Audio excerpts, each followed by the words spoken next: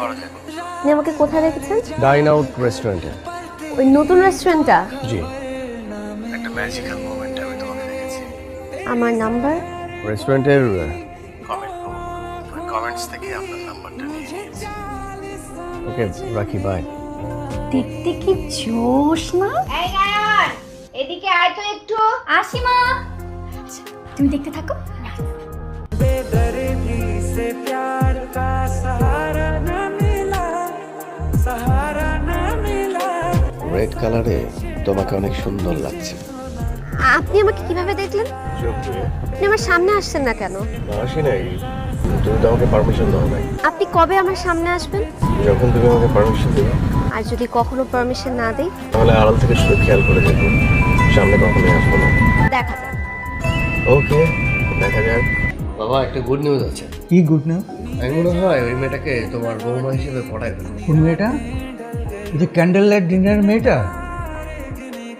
আরে good news মানে এ তো মহা good news. I am very happy. এটা তো সেলিব্রেট করতে হবে। Happy happy. बहुत आई गई याद। খোলা চুলেই তোমাকে ভালো লাগে। থাক, খোপা আর বেঁধো না, চুলগুলো খোলাই রাখো। তুমি আবার? খেয়াল রাখো। তুমি কিন্তু আমাকে বারবার চমক দিয়ে যাচ্ছ। তবু তোমার মনে যদি কি জায়গা করে নিতে পারি। না, তা হবে না। কেন, অন্য কেউ কি আছে মনের ভিতরে যে জায়গা হবে না? থাকতে বলতে পারো। বললে কি হবে? কেউ কি আছে? রাখি। मौजूद है आज भी महफिलों में तेरे और मेरे नाम पहले की तरह वही मशहूर है। तू आखिरी आंसू ओ यारा है, आखिरी तो हम दिल अपना। গার্লফ্রেন্ডকে আমি এরকম করবো না কিরকম করবো সেটা তো আপনার থেকে জিজ্ঞেস করবো না। কে আপনি? ও আপনার গার্লফ্রেন্ড? হ্যাঁ। ও আই লাভ ইউ না? এই তোমার সমস্যাটা কি? হ্যাঁ, সরি। সরি? কি ধরা খাবা না? উনি আমার সঙ্গে কথা বলেন। মানে? মানে ভাই, আপনি একটু বোঝার চেষ্টা করেন। এই মানুষটা আমার সাথে রাতে কথা বলে, দিনে কথা বলে, সবসময় আমার সাথে যোগাযোগ আমি আছে। এমন না। আর সে এখন আপনাকে আই লাভ ইউ বলতেছে। ব্রেকআপ। আরে জীবনে এত বড় ধোঁকা আমি কখনো খাইনি। ধোঁকা খেয়ে একেবারে বোকা হয়ে গিয়েছি, বিশ্বাস করুন। তাই আমি সিদ্ধান্ত নিয়েছি, আগামী কিছুদিন নিজের মোবাইল অফ রাখবো, শোক পালন করব, প্রেমের শোক। পৃথিবীর সকল নিষ্ঠুর প্রেমিকাদের প্রতি এভাবেই আমার তীব্র নিন্দা এবং ঘৃণা প্রকাশ করব।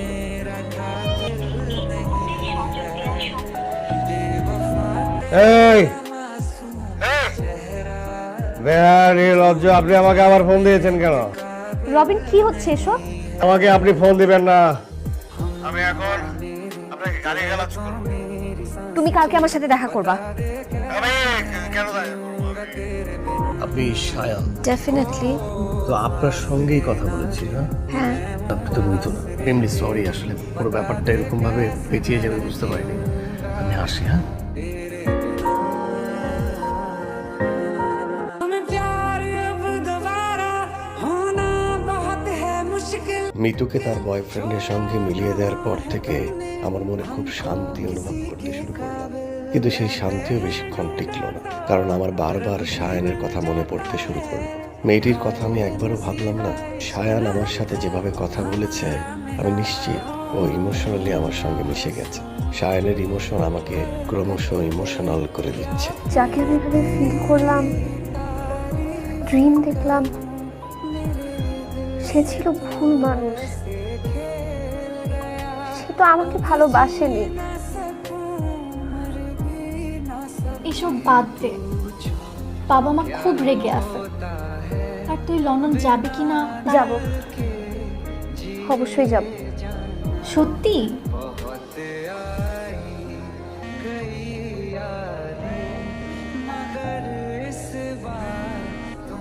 কল তো ধরলই না, ওটা ঘ্যাচাং করে কেটে দিল। আচ্ছা বলুন তো, এই যদি হয় অবস্থা, তাহলে কি করে ফেরাবো তাকে? কি জানেন না? সত্যি বলতে আমিও জানি না। তুমি কি আমাকে ফলো করছো? প্লিজ আমাকে একটা সুযোগ দাও, আমি তোমার কাছে ফিরতে চাই। কিন্তু তুমি তো আমাকে ভালোবাসোনি। তাছাড়া আমি আগামীকাল লন্ডন চলে যাচ্ছি। में खाए রাত 8টায় ফ্লাইট। শায়ন প্লিজ আমার কথা শোনো প্লিজ। I said no. হচ্ছে আমার লাভ স্টোরি, আর এই কারণে আমার সুইসাইড করা ছাড়া আর কোনো উপায় নেই। আমি বুঝাতে পারি, ফেরাতে পারিনি। রবিন ভাই সুইসাইডাল ভিডিও লাইভ করছে ফেসবুকে, সুইসাইড করতেছে মানে দেখে তাই আমি চলে যাচ্ছি এই জীবন ছেড়ে অনেক দূরে। আমরা গাড়ি ঘুরাবো। ক্ষমা করবে।